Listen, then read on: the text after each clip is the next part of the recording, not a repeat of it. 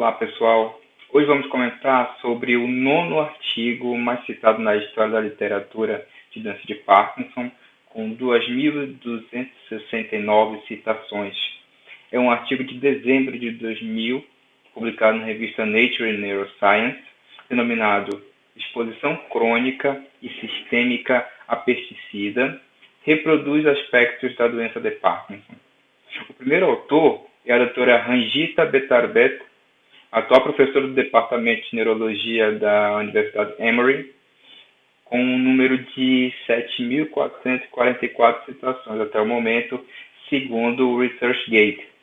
O último autor do artigo, o Dr. J. Timothy Greenemeier, é um prolífico neurologista, pesquisador da área de leitura de movimento, mais especificamente da área de doença de Parkinson, que é professor de neurologia da Universidade de Pittsburgh.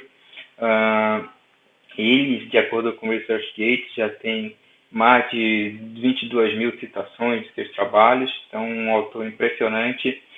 Mas na época do estudo, todos os do grupo trabalhavam na Universidade Emory. É interessante, né, comparando o último artigo que a gente comentou, que dois dos 10 artigos mais citados na literatura de Parkinson, estejam relacionados a fatores ambientais, a toxinas, né, e depois como eles acabaram se tornando modelos experimentais clássicos.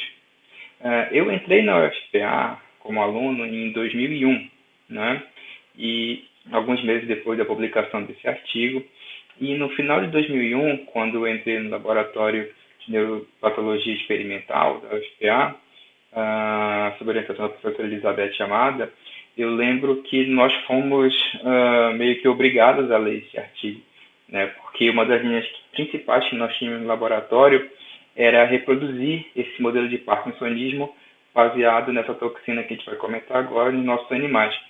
Então, era muito comum a gente ler e discutir esse artigo especificamente. Então, fez parte da minha iniciação científica. Mas para você esteja se perguntando por que exatamente um laboratório de neurologia experimental estava investigando uma toxina específica, né? E essa é uma ótima pergunta no nosso contexto amazônico. Assim como no artigo sobre o MPTP, esse artigo que a gente vai comentar hoje, ele tem um ator principal, que é a rotenona. A rotenona, não sei se vocês conhecem esse composto, mas ele é um pesticida que bloqueia seletivamente o complexo 1 da cadeia respiratória da mitocôndria. Ele não é um agrotóxico que se compra sintético, mas sim um produto natural. Sim, a rotenona, e aí que vem a importância amazônica, ela é oriunda de algumas raízes de espécies vegetais, e uma das fontes principais de rotenona é a planta chamada timbó. Timbó é uma planta muito comum aqui na Amazônia. E, inclusive, tem uma rua aqui de Belém cujo nome é Timbó, né? Na Pedreira. O timbó ele é muito usado, talvez até hoje seja usado por muitos povos indígenas, como técnica de pesca. E há muitos anos, né? Então, eles fazem o seguinte, eles pegam a raiz do timbó, maceram, tiram o sumo, e depois eles pegam esse extrato resultante e colocam numa área do igarapé ou do rio mais rasa e esperam os peixes entrarem em contato com o sumo do timbó. E aí os peixes começam a morrer, né? A basicamente se afogar dentro d'água, e as pessoas vão lá e coletam e comem depois estes peixes, né? Bem, o que acontece depois que o humano come o peixe intoxicado com o sumo do timbó, não se sabe muito bem, né? Então, esse modelo ele, potencialmente tem uma importância estratégica para as populações amazônicas, ribeirinhas mais tradicionais, e por isso a gente estudava na época o modelo da rotenona. Como eu comentei no vídeo anterior, o ideal para um modelo animal é que ele seja o mais próximo possível da doença investigada. O MPTP é um bom modelo, né, seletivo para a degeneração dos neurônios dopaminérgicos, da substância negra, porém ele não causa as alterações patológicas e mais especificamente o corpo de Levy, né, nesses neurônios da substância negra. E a descoberta anterior, lá no início da década de 1980, do MPTP, que entrava nos neurônios através da forma MPP+, e assim tinha um efeito tóxico direto sobre a mitocôndria, levou a várias pesquisas posteriores sobre efeitos na mitocôndria, causando parkinsonismo, né? E é nesse contexto que surge a rotenona e esse artigo no ano 2000. Ele é um artigo de validação de modelo animal, né, que prioriza principalmente aspectos imunistoquímicos e bioquímicos, com poucos dados de comportamento, como vocês vão ver, né. Bem, em relação à metodologia desse estudo, os autores escolheram ratos, então eu estudo um animal com rato, de duas linhagens distintas, a linhagem Lewis e a linhagem Sprague-Dawley, né, duas linhagens diferentes, o que teve uma importância crucial para os resultados. A administração endovenosa da rotenona foi feita através de uma pequena bomba osmótica que era instalada cirurgicamente no dorso dos animais, e essa bomba ela estava acoplada a uma cânula que, que era colocada posteriormente na veia jugular direita desses animais, e assim você tinha uma infusão da toxina rotenona de modo mais contínuo diretamente para a circulação sistêmica do animal. Os animais controles do estudo eles receberam a bomba, a cirurgia da cânula, mas a bomba não continha rotenona, só tinha outras soluções de diluição. Após o tratamento e sacrifício dos animais, foram analisadas algumas coisas importantes, como, por exemplo, foi analisada a taxa de respiração mitocondrial no fígado e no encéfalo desses animais, para dosar justamente essa capacidade de inibir a cadeia respiratória que a rotenona tem, né? E é uma capacidade teoricamente sistêmica, que vai afetar tanto o encéfalo também outros órgãos, como o fígado. O efeito histológico da rotenona foi analisado através de colorações específicas e a sobrevivência dos neurônios, já que a gente está falando de uma toxina, né? A neurotoxina foi medida por imunistoquímica para tirosina hidroxilase, que é específica para detectar neurônios dopaminérgicos, para ácido glutâmico descarboxilase, enzima mais conhecida como GAD, né, que é específica de neurônios GABAérgicos que produzem GABA, e para a colina acetiltransferase, que é uma enzima específica de neurônios colinérgicos que produzem acetilcolina.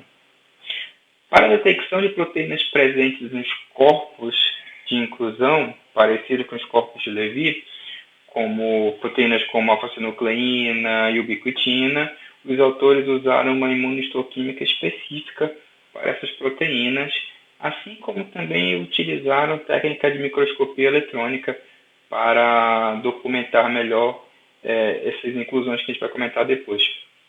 Durante o estudo, os autores perceberam que os animais Lewis, né, da linhagem Lewis, eles eram bem mais sensíveis à rotenona do que os animais Sprague-Dawley. Então, eles definiram que todos os resultados adiante descritos seriam com animais da linhagem Lewis. Foram 25 animais tratados com a rotenona, com uma infusão de 2 a 3 mg quilo da rotenona por dia, e destes 25, 12 apresentaram lesões na via nigroestriatal. O tempo de tratamento com a rotenona variou, com animais tratados por 7 e até 36 dias. Né? Sobre a capacidade de inibição da cadeia respiratória mitocondrial, a gente pode ver aqui na figura 1, especificamente na figura 1A, que mostra histoquímicas envolvendo as enzimas dos complexos 1, 2 e 3 no encéfalo. Os cortes de cima mostram os animais controles, que não foi usado rotenona, e os cortes de baixo, os animais tratados com a rotenona. O que a gente pode ver basicamente nessa imagem é que os animais tratados com rotenona perdem a atividade das enzimas do complexo 1. Vocês podem perceber que está tudo meio claro aí na região do corte de baixo. Enquanto no complexo 2 e 4, isso não acontece. A atividade se mantém normal. Então, isso mostra a seletividade da rotenona pelo complexo 1, inibição do complexo 1. A figura 1b, ela já mostra a relação entre a taxa de respiração mitocondrial com as concentrações de rotenona. As doses de rotenonas usadas nesse estudo conferem uma concentração sistêmica de mais ou menos 30 nanomolar de rotenona, né? E nessas concentrações, há redução de respiração mitocondrial apenas no fígado, como vocês podem ver aqui no gráfico. Porém, não no encéfalo. No encéfalo, você não tem uma inibição geral de atividade mitocondrial. Isso significa que a inibição do complexo 1, que é feita pela rotenona, não é suficiente para causar morte neuronal disseminada pelo encéfalo, fortalecendo a seletividade da toxina pelos neurônios dopaminérgicos da substância negra, né? Aqui, a figura 2 do artigo mostra as imunistoquímicas para a tirosina hidroxilase em vários períodos de tratamento, mostrando nos cortes de cima os terminais dopaminérgicos dos esteatais e os de baixo a substância negra, no nível do mesencéfalo. As imagens A e E são dos animais controles, enquanto B e F, C e G, D e H são de animais tratados por 7 dias, 36 dias, e 33 dias, respectivamente. Podemos perceber a progressão da redução da marcação por tirosina hidroxilase no estriado e na substância negra, quanto maior o tempo de exposição à rotenona. Eu só não entendi o motivo de D e H mostrarem encéfalos mais afetados, se a legenda diz que os animais foram tratados por 33 dias. Acho que é um erro na legenda e o texto também não fala muito sobre essa parte do tempo de tratamento. A figura 4 do artigo é bem importante para mostrar que o efeito da rotenona sobre o estriado é apenas nos terminais dopaminérgicos, não afetando os neurônios espinhosos médios e interneurônios do estriado. As imagens A e C são de animais controles e B e D são de animais tratados. Na imagem A, percebemos uma atividade de tirosina hidroxilase, TH, normal, né, que é esse fundo branco que vocês estão vendo. Enquanto na imagem B, na mesma região do estriado, não há qualquer marcação de TH, está tudo escuro. Isso não acontece em C e D, pois tanto os animais controles quanto os animais tratados têm uma atividade GABAérgica. Em E e F, que mostra uma atividade colinérgica semelhante entre controles e tratados. E aqui na figura 5 temos a novidade do modelo, o surgimento de estruturas intracitoplasmáticas neuronais que lembram corpos de Levy. Nesses animais, os corpos vistos na hematoxilina e eosina, mostrados em A e B, eles são pálidos, diferente dos corpos eosinofílicos descritos por Levy lá no começo do século XX, na doença de Parkinson especificamente. Contudo, a composição proteica dessas inclusões vistas nesses animais, baseada em ubiquitina, que está na seta da figura 5C, e em alfa-nucleína, na seta das figuras 5D e 5E, mostra que são entidades patológicas análogas, já que o corpo de Levy também é rico em alfa-nucleína e ubiquitina. A figura 5F mostra o corpo de inclusão marcado para alfa-nucleína, só que em microscopia eletrônica. E aqui o artigo guarda um parágrafo apenas para avaliação do comportamento, avaliação da clínica desses animais após o uso de rotenona, né? Então, coloca lá no final para falar como os animais ficaram. E eles notaram uma relação entre gravidade dos sintomas e extensão da desnervação nigroestriatal. Porém, não demonstram isso numericamente, fazendo correlações. Todos os 12 animais que tiveram perda dopaminérgica ficaram bradicinéticos, ficaram com movimentos instáveis, segundo os autores, e também com uma postura mais fletida. Alguns desses animais ficaram com rigidez grave e 3 desses animais apresentaram um tremor nas patas que, segundo os autores, se assemelhava a um tremor de repouso. Eles também descrevem que 2 dos 12 animais melhoraram dos sintomas quando foram tratados com apomorfina, que é um teste que se faz para ver se eles respondem à reposição dopaminérgica. Bem, e como conclusão, os autores reforçam o caráter seletivo da lesão causada pela rotenona em neurônios dopaminérgicos, assim como a sua potencial importância epidemiológica, já que é encontrada na natureza, né, uma toxina encontrada na natureza, e que pode gerar uma contaminação crônica nas populações humanas. Sem dúvidas, na época foi um artigo de grande repercussão, tanto que ele é o nono mais citado da literatura, porém, depois disso, surgiram alguns problemas.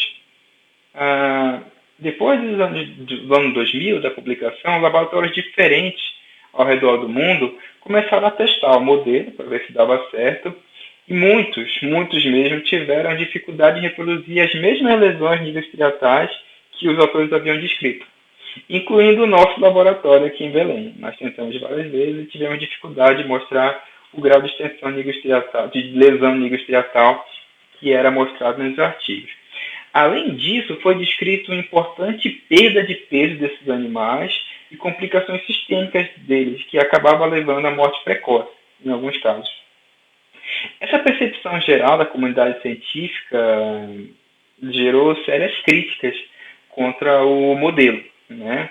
Tanto que obrigou, em 2010, o professor Grunemeyer publicar um pequeno texto tentando se defender, né? Defendendo os pontos fortes do artigo, comentando as potenciais falhas, mas ele não fala exatamente, não tenta nem explicar, porque vários laboratórios do mundo inteiro não conseguiam reproduzir os resultados que eles tinham lá no laboratório dele, né?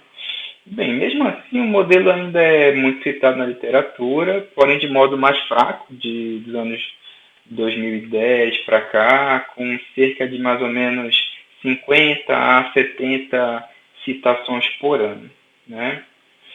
Bem, essa é a nossa história do nono artigo mais citado nos Top 10 Articles in Parkinson's Disease.